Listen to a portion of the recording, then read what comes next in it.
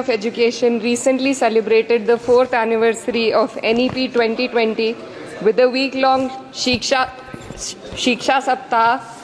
This grandstanding does nothing to address the stark reality. And as a member who have very recently been a student too, I would like to shed some light on the facets that are not as rosy as the government might think. Despite NEP 2020's clear directive and the Kothari Commission's long-standing recommendation for 6% of GDP in education, the Ministry of Education's allocation is less than half of what has been recommended. The biggest cut has been for the University Grants Commission, which saw a 61% dropping from 6,409 crores to only 25 crore this time, which will affect the higher education of our country. And in 2020, India's average learning adjusted years of schooling was 7.1 years, lagging behind countries like Mexico, Kenya, Sri Lanka, Iran, UAE, and even Palestine. The foundational skills are alarmingly weak among 14 to 18-year-olds. About 25% of those surveyed couldn't read a standard 2 level text in their regional language, and only 43% could solve a simple division problem. Shockingly, nearly 43% of undergraduate students also struggled with basic division. This report is a testament to the fact that in reality our education system has failed to educate a large section of the population, especially students from underprivileged backgrounds dependent on state-run education.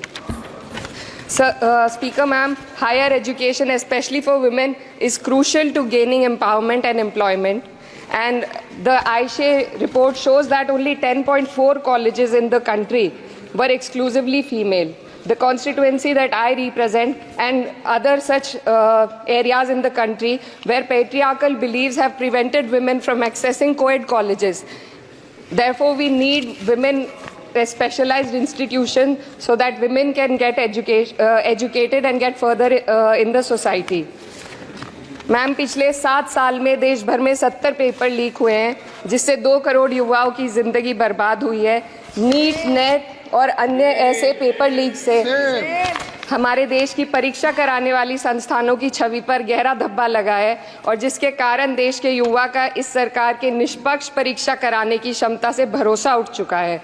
इसी के संदर्भ में NCRB की जो student suicide rate है वो 7.6 हो गई है, ऐसा 2022 की रिपोर्ट में बताया गया था। Ma'am, similarly, the situation is for the NET and DU LLB entrance examination. The abrupt cancellation and the mismanagement of the NTA is a crucial issue that the government needs to look into. Ma'am, I would also like to bring to your attention the discrimination against minorities in this budget allocation, especially in the case of closure of the Maulana Azad Foundation. Despite the Prime Minister's vision of minorities progressing with Quran in one hand and computer in the other, this undermines efforts to boost educational opportunities. What we also need in today's time is quality STEM education, as outlined by India's National Education Policy 2020, and it is crucial for fostering critical thinking and preparing our youth for 21st century challenges.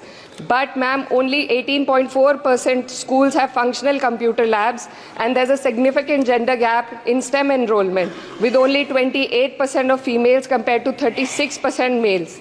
While the government now promotes Digital India, it would do well to take a leaf from the Samajwadi Party's government under Akhilesh Yadav ji, which began distributing free laptops to class 12 students in 2012, effectively combating computer illiteracy and bridging digital divide in rural Uttar Pradesh. Educational Freedom Index में भारत की स्थिति काफ़ी हद तक खराब है, हमें निचले 30% देशों में रखा गया है. The intertwining of political agendas with Indian higher education has worsened under the current government. Key historical and scientific facts are being erased from textbooks to advance a certain kind of narrative. Mughal history is continuously distorted and erased, but notably, Darwin's theory was removed from the class 9 and 10 syllabuses by the 21-22 academic year. And the topic of evolution was completely excised from school textbooks. This distortion of educational content undermines academic integrity and damages India's educational ethos. Ma'am, when we are competing for in the world with first class countries, we also need to look into why our students need coaching in spite of having schools and higher education and those funded by the government. The incident of 3 students dying in UPSC coaching has once again exposed the harsh reality, just a minute, man, and plight of a significant segment of our population. These young individuals, hopeful of securing government jobs, endure poor living conditions in places like Kota and Rajendra Nagar. This situation calls for a deeper reflection on the shortcomings of our outdated education system. The coaching industry in India has become a critical part of the educational landscape due to the failures of the traditional schooling system. The national education policy fails to address why students rely on coaching in the first place. So, ma'am, I would like to end with certain demands to the minister for my constituency. मेरे संसदीय क्षेत्र कैराना में आपके माध्यम से सरकार से मैं मांग करती हूँ कि विजय सिंह पथिक डिग्री कॉलेज कैराना में बीएड, एलएलबी जैसे कोर्सेज शुरू किए जाने चाहिए, जिनसे युवा और महिला अपने रोजगार खुद ढूंढ सके। जनपद शामली के कैराना और ऊन में और सहारनपुर के नकुड़ में गर्ल्स डिग्री कॉलेज और गर्ल्स हॉस्टल खोले जाएं। जनपद शामली में नया केंद्रीय विद्यालय व जवाहर नवोदय विद्यालय खोलने जाने की मांग करती हूँ और मां शाकंभरी देवी विश्वविद्यालय सहारनपुर को अपना कैंपस और विभिन्न प्रोफेशनल कोर्सेज चलाने के लिए विशेष धनराशि प्रधानमंत्री उच्चतर शिक्षा अभियान के अंतर्गत दिए जाने की मांग करती हूँ। उत्तर प्रदेश राज्य में शिक्षा मित्रों का संयोजन अध्यापकों के पद पर किया जाए ताकि प्राइमरी एवं जूनियर हाई स्कूलों में शिक्षकों की कमी को दूर किया जा सके। धन्यवाद।